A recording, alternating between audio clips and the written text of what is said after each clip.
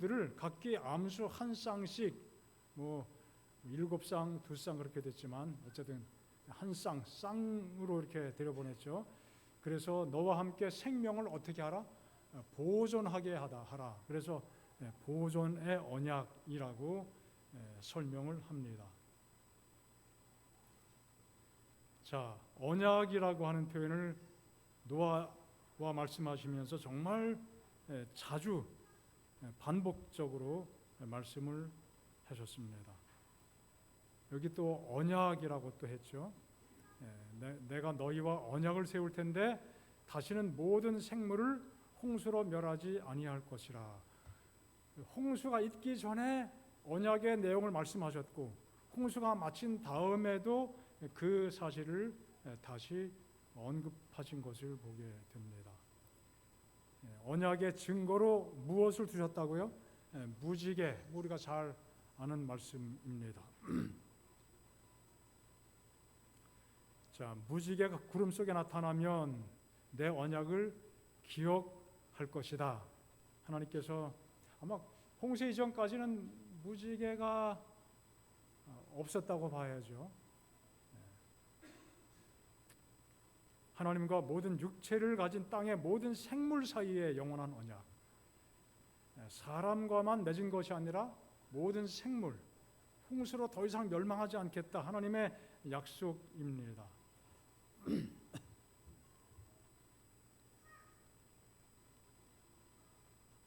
자, 무지개를 언약의 증거라고 또 다시 반복해서 말씀하셨습니다. 자, 노아와 맺은 언약은 인류의 급속한 타락 그리고 그에 따른 홍수로 인한 멸망, 그것에 바탕을 두고 있습니다. 정말 심각한 타락을 경험하게 되었습니다. 창세기 4장서부터 그 양상이 뚜렷하게 기록이 되고 있습니다. 라멕이라는 사람, 굉장히 성질 포악하고 소위 성질 더러운 사람이었던 것 같아요. 나의 창상을 인하여 내가 뭔가 다쳤어요. 나를 다치게 한 사람이 있어요. 그 사람은 어떻게 했어요? 가서 죽였다는 것이죠. 나의 상함을 인하여 누구도 죽여요? 아이가 실수로 잘못해서 나에게 상처를 입혔어도 어떻게 해요? 가서 죽였다는 것입니다. 아주 끔찍한 모습입니다. 아담의 범죄 그리고 가인의 살인으로 인하여 이 땅이 말 그대로 저주죠. 저주 가운데 놓이게 되었습니다. 하나님의 형상이 아주 신속하게 훼손이 됐어요. 그래서 라멕처럼 아주 성질 고약한 사람이 등장하게 되었습니다. 일부 다처, 라멕의 아내들이요, 일부 다처를 처음 시도한 사람 라멕입니다. 그리고 끔찍한 피해 복수를 했던 사람 바로 라멕입니다. 이런 모습을 가지고 있었습니다. 자, 그 이후에 나온 말씀 보면은 창세기 6장에 보면은 사람들이 하는 마음의 생각 그리고 모든 계획이 항상 악했다고 그랬어요. 악하지 않은 것이 아무것도 없고 항상 악할 뿐이었다, 그렇게 기록하죠. 그런 상황이 된 것입니다. 얼마나 악한 모습을 가지고 살아갔는지, 그들의 생각하는 것, 행하는 모든 것들은 다 악한 것이었다고 말씀을 하고 있습니다. 그 정도가 되었을 때 하나님께서 이 땅에 사람 지으신 것을, 창조하신 것을 어떻게 했다? 한탄했다, 마음 아파하셨다는 것이죠. 이렇게 된 그 자체가 굉장히 하나님의 마음을 아프게 했습니다. 하나님께서 창조하신 모든 사람을 이 땅 위에서 다 쓸어 버리겠다고 말씀을 하셨습니다. 자, 그런데 방주를 만들고 그 속에 들어가면은 산다. 이것이 언약의 핵심이죠.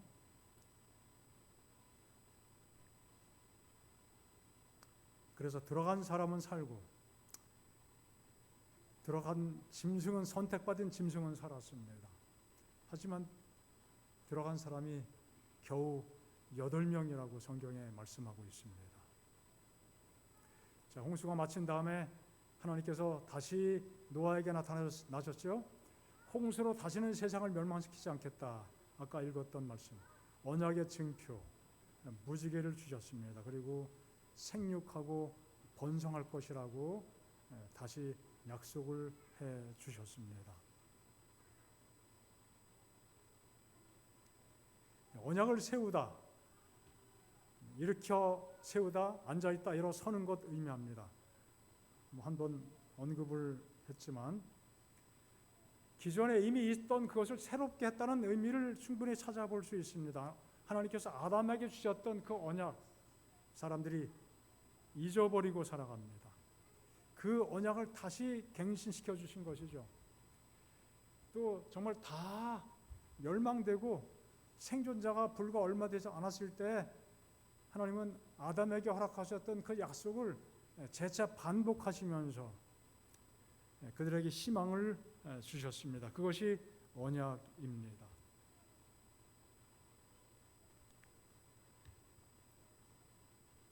하나님께서 일찍이 생육하고 번성하여 땅에 충만하게 하셨던 아담과 맺었던 그 언약, 아담에게 허락하셨던 그 약속, 그것이 이제 다 사라지는 것처럼 느껴지는 상황이 됐죠.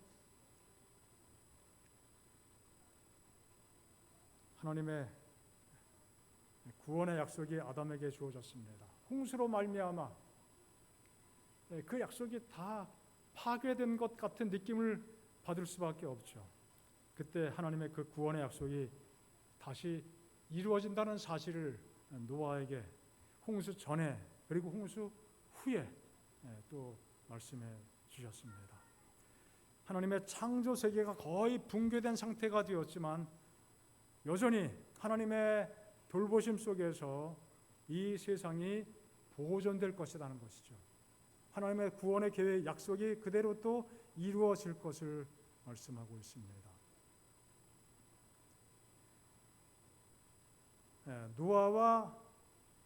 노아의 언약과 노아와 맺은 언약과 하나님께서 창조 때 사람들에게 허락하신 그 언약 사이에 아주 밀접한 연관성이 있습니다. 평행절, 성경에 평행절이 쭉 나오는데 노아 언약 때도 그렇고 또 창조 언약 때도 그렇고 각기 종류대로 그 표현에 그대로 반복되는 것을 보게 됩니다. 새가 종류대로, 가축이 종류대로, 땅에 기는 모든 것이 종류대로 각기 둘씩 혹은 7쌍씩 나와서 그 생명을 어떻게 한다고요? 보존하게 된다. 자, 모든 혈육 있는 생물, 새와 가축, 땅에 기는 모든 것, 모든 종류들, 이것이 다 다시 번창하게 될 것이다. 이것은 창세기 1장에 나온 내용의 반복적인 표현인 것을 알 수 있습니다. 생물을 종류대로, 또 땅의 짐승을 종류대로 창조하셨습니다. 종류대로, 짐승을 종류대로, 가축을 종류대로, 땅에 기는 모든 것을 종류대로. 노아의 언약과 그 내용들이 굉장히 일치하죠. 땅에 있는 모든 것, 모든 짐승, 하늘 모든 새, 생명이 있어 땅에 있는 모든 것, 모든 종류, 바로 창조 때 있었던 그 일과 그 선포와 또 노아와 맺은 언약 사이에 굉장히 밀접하게 연관성이 있음을 보게 됩니다. 자, 또 한 가지는 생육 번성 땅에 충만, 생육하고 번성하여 땅에 충만하라. 노아에게도 동일한 말씀을 반복해 주셨습니다. 또 창조 때 이 말씀이 아주 중요한 말씀으로 언급이 되고 있죠. 생육하고 번성하여 땅에 충만하라. 또 생육하고 번성하여 땅에 가득하여 그 중에서 번성하라. 자, 이 말씀 창세기 1장의 말씀과 아주 중요한 단어가 다 똑같습니다. 자, 그리고 또 한 가지입니다. 땅을 정복하고 모든 생물을 어떻게 하라는 것이에요? 다스려라 하는 것이죠. 자, 이런 측면에서 노아 언약의 그 모습은 창조 언약의 모습과 매우 닮았어요. 거의 동일한 것으로 이해할 수 있습니다.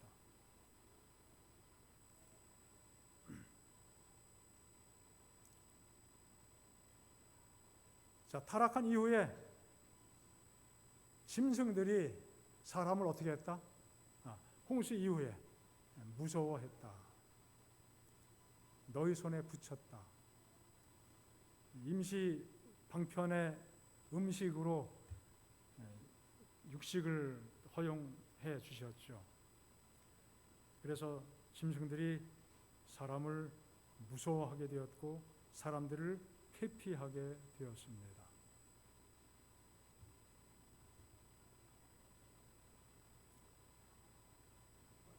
자, 너희가 너희 손에 붙였다.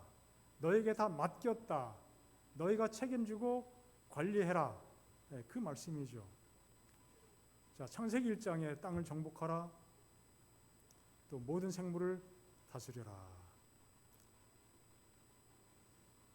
자, 이 타락한 세상에 짐승들이 사람을 두려워하고 무서워하게 되었습니다. 하지만 창세기 1장의 말씀에 비추어 볼 때 이 말씀을 문화 명령이라고 설명해 드렸죠. Cultural mandate, 하나님께서 문화적으로 사람들을 위임하셨다. 모든 것을 관리하고 책임 맡아서 다스리게 하셨죠. 어쨌든 이 일이 계속 이어져 가게 된 것이죠. 짐승들 그리고 사람들을 이런 과정을 통해서 역시 보존해 주신 것입니다. 보존, 계속 이어간 것이죠. 그것이 매우 중요한 요점입니다. 하지만 그 속에서 하나님의 자비를 우리가 볼 수 있습니다. 하나님은 이 세상에 죄가 충만하게 되고 죄의 고통 가운데 살게 될 것을 아셨지만 하나님은 자비하심으로 이 죄악 세상이 비록 고통 가운데 살아갈지라도 하나님의 사랑의 손길로 잘 유지가 될 것을 말씀을 해 주셨습니다. 여기 특별히 어려서부터 악하다. 홍수 후에 제단을 쌓고 하나님께 제물을 드렸죠. 하나님께서 더 이상 이런 동일한 땅을 그런 저주로 어려움 당하지 않게 하겠다고 말씀하시면서 그 이유가 어려서부터 사람들이 악한 것을 안다. 그리고 땅이 있을 동안에 심음, 거둠, 추위, 더위, 여름, 겨울, 낮과 밤 이런 것들이 계속 이어질 것이다.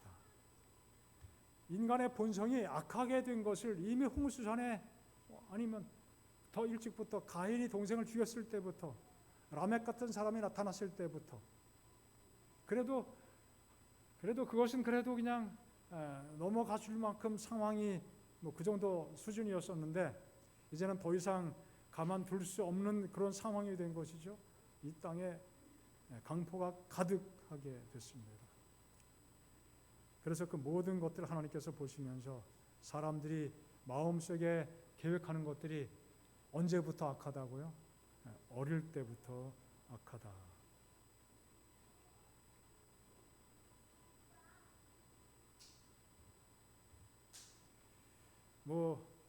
인간의 죄된 성향에 대한 말씀이라고 이해를 합니다. 어려서부터 사람들이 악한 그 본성을 가지고 살아갑니다. 하지만 악함이 나타날 때마다 하나님께서 벌하신다면은 살아남을 사람이 아무도 없죠. 하나님께서 그 상황을 아시고 어떻게 한다는 거예요? 유예해 주시겠다는 거죠. 언제까지요? 마지막 최후의 심판까지.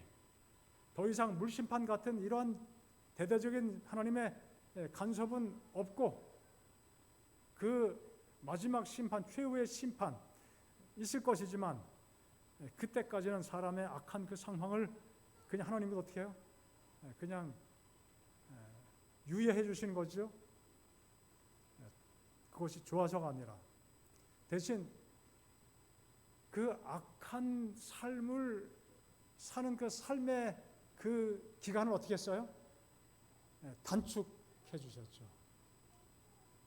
600년, 700년 살면서 이렇게 악한 모습 가지고 산다고 생각해 보세요.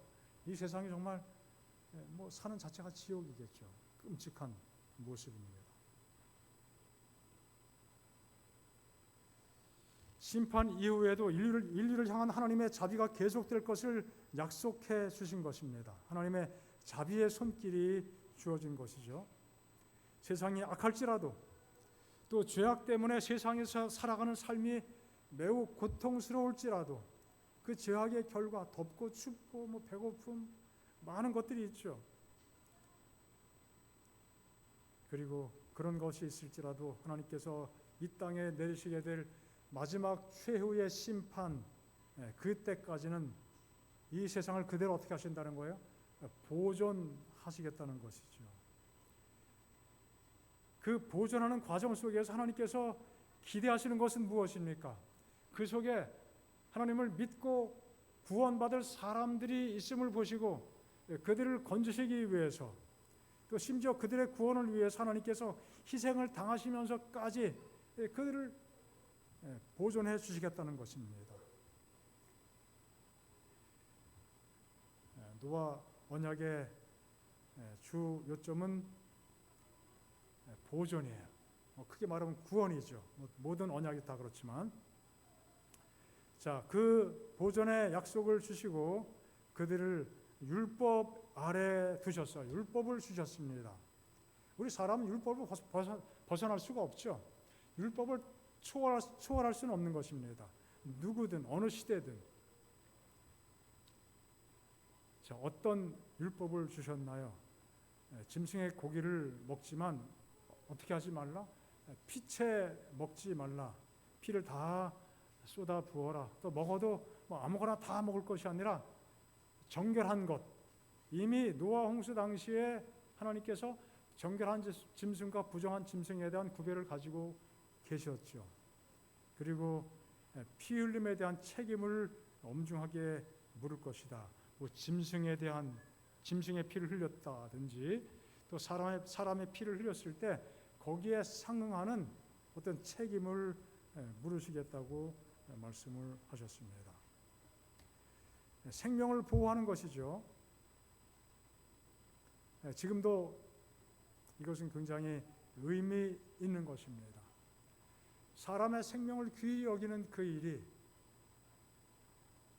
비록 그 특수한 상황과 배경 속에서 짐승의 피를 흘리고 그 살을 먹게 될지라도 피채 그냥 먹지 말라는 것이었죠. 피가 무엇이기 때문에? 생명이기 때문에 최소한 생명에 대한 어떤 생명을 중요시하는 존중 사상 그런 것을 여기에 포함시키고 있는 것입니다. 어쨌든 이런 것들을 통해서 사람이 악으로 치닫을지라도 이 생명에 대한 또 소중함을 이해하고 악을 억제시키는 최소한의 어떤 그 법이죠, 법칙이죠. 자, 그렇게 해야 했던 중요한 이유, 근본적인 이유가 무엇인가요? 하나님이 사람을 지으실 때 어떻게 해요? 하나님의 형상대로 지으셨기 때문에. 그래서 인권이 보장된 나라일수록 범죄자에 대해서도 함부로 취급하지 않습니다. 그 탈북하신 분들, 그분들이 또 요새 유튜브 천지가 돼가지고 북한 생활, 또 탈북한 과정 그런 내용들을 대담시고 올린 그런 파일들이 꽤 있습니다. 거기는 조금만 잘못하면 무조건 그냥 고문하는데 남한으로 들어왔는데 분명히 국정원에 들어가서 뭐 교육도 받는다고 다 알고 있는데 어느 순간에 분명히 고문을 당할 것이다. 그렇게 긴장을 하고 있다는 겁니다. 그런데 시간이 아무리 지나고 뭐 일주일 지나고 열흘 지나고 한 달이 지나도 교육 기간 동안에 한 번도 고문을 당하지 않았다는 거예요. 뭐 아주 나중에는 거짓말 탐지기를 한번 쓴다고 그래요. 거짓말 탐지기를 딱 하는데 이제 드디어 고문할 때가 왔구나. 고문할 때가 됐구나. 그러면 그렇지. 안 할 리가 없지. 그랬더니 고문하는 것이 아니라 뭐 심장 박동이나 그런 그러니까 계속 뭐 질문하고 또 질문하고 뭐 다각도로 질문하면서 정말 이 사람이 진짜 탈북해서 남한으로 온 것인지 혹시 뭐 간첩 그런 걸 하는지 아마 그런 것들을 조사하기 위해서 굉장히 오랜 시간 동안 교육하고 또 신문하고 그런 과정을 거친다는 것이죠. 그래서 그 사람들이 굉장히 놀랬다는 거예요. 이 틀림없이 고문당해야 되는데. 자, 우리나라가 이 정도 인권에 대한 생각이 발전된 게 참 다행이고 감사한 일이죠. 자, 자기 형상대로 하나님의 형상을 가지고 있는 존재이기 때문에 절대로 피 흘리지 말라는 것입니다. 그런 일을 하지 말라고 강조하셨습니다. 자, 그렇지만 노아 홍수가 가지는 종말적인 의미가 있는데 그것은 보면은 제가 이렇게 보존의 종말, 하나님께서 노아 홍수 이후에 세상을 보존하셨는데 그 보존하시는 그 자체가 어떻게 돼요? 종말을 맞이하게 되는 거예요. 심판 때가 이르게 된다는 것이죠. 베드로 후서에 보면 이 사실을 이해할 수 있습니다. 이제 하늘과 땅은 그 동일한 말씀으로 불살하기 위하여 보호하신, 간수하신 바되요 경건하지 아니한 사람들의 심판과 멸망의 날까지 어떻게 했다? 보존하여 두신 것이다. 하나님께서 노아 홍수 이후에 노아 홍수를 통해서 사람들을 보존하셨고 그 이후에도 사람들을 보존하시고 세상을 보존하셨는데 그 보존하신 것은 언제까지 끝이에요? 마지막 심판 때까지. 하늘과 땅이 그 동일한 말씀으로 불살라지는 그 순간까지 하나님의 이 세상을 보존하시는 그 일은 맞춰지게 되고 모든 것들이 다 사라지게 될 것이라고 말씀하셨습니다.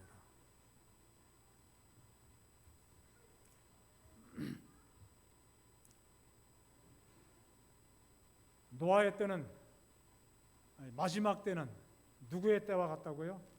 노아의 때와 같다. 세상이 한없이 악해져 가고 있습니다. 정말 끔찍한 일들이 얼마나 많이 벌어집니까? 이 종말의 시대는 죄악의 홍수 시대이죠. 그렇죠? 물홍수는 대대적인 물홍수, 세상을 온전히 멸망시킬 만한 그런 홍수는 일어나지 않지만 정말 이 죄악의 홍수는 더 심각한 홍수입니다. 이 죄악의 홍수 시대에 마치 노아 홍수 시대에 살아남았던 사람들이 있었던 것처럼 이 죄의 홍수 시대에 살아남을 자가 과연 누구인가? 어떻게 해야 살아남을 수 있게 될 것인가? 노아는 의인이요 당대의 완전한 자라. 노아의 특징이었습니다. 그리고 하나님과 어떻게 했다고요? 동행하였더라. 우리가 이 시대에서 이 죄악의 홍수 속에서 멸망하지 않고 살아남아 보존될 수 있기 위해서는 오직 한 가지밖에 없습니다. 하나님과 동행하는 것입니다. 그리고 성경에 보면 노아 홍수는 침례를 상징하죠. 침례.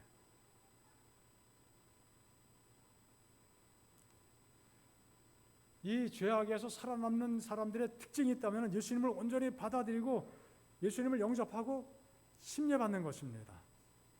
이 침례는 단순히 물속에 들어갔다 나오는 것이 아니죠. 예수님을 개인의 구주로 온전히 영접하는 내적 경험을 의미합니다.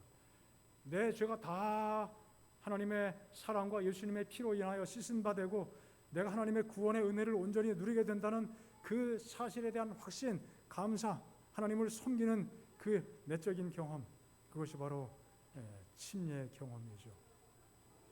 노아의 가족은 침례를 받고 살아남았습니다. 우리가 이 땅에 살면서 살아남을 수 있는 중요한 가장 유일한 비결은 예수님을 잘 믿고 늘 주님과 함께 동행하는 것입니다. 하나님과 노아가 교통했던 것처럼 그런 경험이 필요하지 않겠습니까? 산상보훈 말씀입니다. 하나님께서 우리에게 육신의 축복과 영적 축복을 막론하고 필요한 것을 매일 어떻게 해요? 매일 구하도록. 이 내용의 배경은 이것입니다. 주기도문입니다. 오늘날 우리에게 일용할 양식을 주옵시고, 그 대목이에요. 그 대목에 대한 설명입니다. 이 말씀 쭉 보면요, 정말 아주 감동적인 말씀을 기록하고 있는데, 하나님께서 왜 우리에게 필요한 것들을 미리 한꺼번에 잔뜩 주지 않으시고 매일매일 필요한 것 주시고 그것을 구하라고 말씀하셨냐 이거예요. 거기에 이런 표현이 나옵니다. 하나님께서 아담에게 모든 것을 다 맡기셨는데 아담이 관리했어요, 못했어요? 제대로 못했어요. 사단이 다 탈취해 갔어요. 그래서 우리에게 그 많은 것들을 한꺼번에 다 주시면은 이 모든 것들을 제대로 관리하지 못해서 누가 다시 탈취해 갈 수 있어요? 사단이 탈취해 갈 수 있기 때문에 그 내용을 쭉 보면서 눈이 번쩍 뜨이더라고요. 야, 그렇구나. 그래서 하나님께서 나에게 주신 이 필요한 것은 정말 필요한 만큼 주신 것이구나. 나는 때에 따라서 더 많은 것을 원하고 있었지만 하나님 보시기에는 그거 주면은 어떻게 될 수 있어요? 오히려 영적으로 손해가 될 수 있기 때문에 필요한 만큼만. 그리고 어떻게 해요? 필요한 것을 날마다 구하게 하십니다. 왜 구하라고 그래요? 구하지 않아도 주실 수 있는데. 구해야 어떤 일이 벌어져요? 하나님과 교통하는 일이 벌어지게 되는 것입니다. 구하지 않고 하나님이 주시면은 하나님과 아무 관계없이 살게 되죠. 그 모든 것들이 다 누구 덕인 줄로 착각하게 돼요. 다 내가 잘난 덕인 것으로.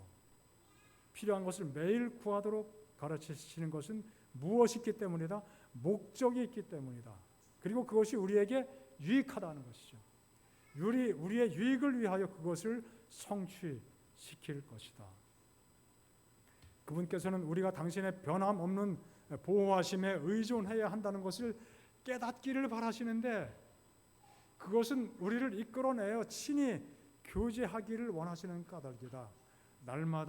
날마다 우리의 육신적인 필요, 영적인 필요를 구하게 하시는 이유가 무엇인지를 분명히 말씀하고 있습니다.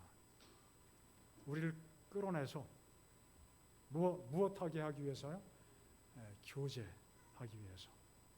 이 교제는 일주일에 한 번도 아니고 한 달에 한 번도 아니고 언제요? 날마다 매 순간 하나님과 교제를 하는 것이죠.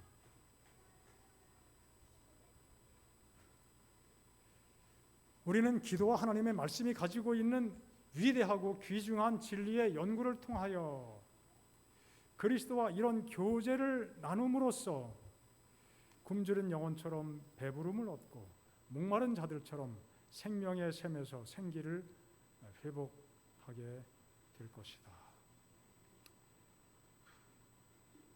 자, 노아가 하나님과 교통했다, 동행했다, 함께 걸었다는 것입니다.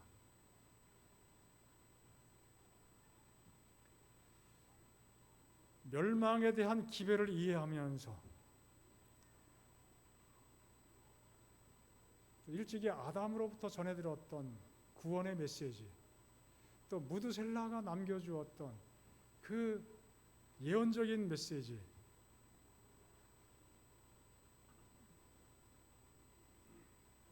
그리고 노아는 홍수를 경험하게 되죠. 무드셀라가 언제 죽었다고요? 홍수가 있던 바로 그 해에. 그러니까 그 위대한 진리의 말씀에 대해서 얼마나 깊이 새겨듣고 마음에 간직하고 하나님의 그 귀한 약속을 소중히 여기고 하나님의 그 약속의 성취, 예언의 성취가 분명히 이루어질 것을 깨닫고 그 속에서 그 자신의 생명이 또 가족들의 목숨이 또 많은 이웃들의 목숨이 보존되기를 간절히 바라면서 하나님과 동행하게 된 것이죠. 자, 우리도 노아처럼 하나님과 동행하는 경험, 그것이 이 죄악의 홍수 시대에 살아가는 우리로 하여금 우리의 생명을 보존하게 하는 가장 귀한 소중한 길이 된다는 사실을 기억하시기 바랍니다. 하나님의 사랑이 얼마나 위대한지, 내가 얼마나 연약한 존재인지, 하나님께서 얼마나 놀라운 사랑으로 희생으로 우리를 구원해 주시고 나를 구원해 주셨는지, 하나님의 귀한 약속, 구원의 약속, 또 재림의 약속이 이 땅에 성취되는 그것이야말로 우리의 삶의 가장 최고의 또 소망이 된다는 사실을 기억하고, 바울이 경험한 것처럼 그 모든 것들 외에 이 땅의 어떤 것들도 다 하찮은 것, 배설물에 불과하다는 사실을 기억하면서 하나님을 바라보고 하늘을 바라보고 살아가는 그 삶이 우리 모든 성도의 삶이 되기를 간절히 소망합니다.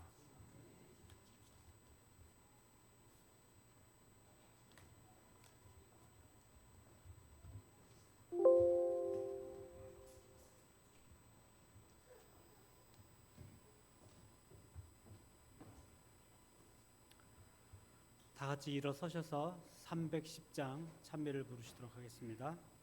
310장입니다.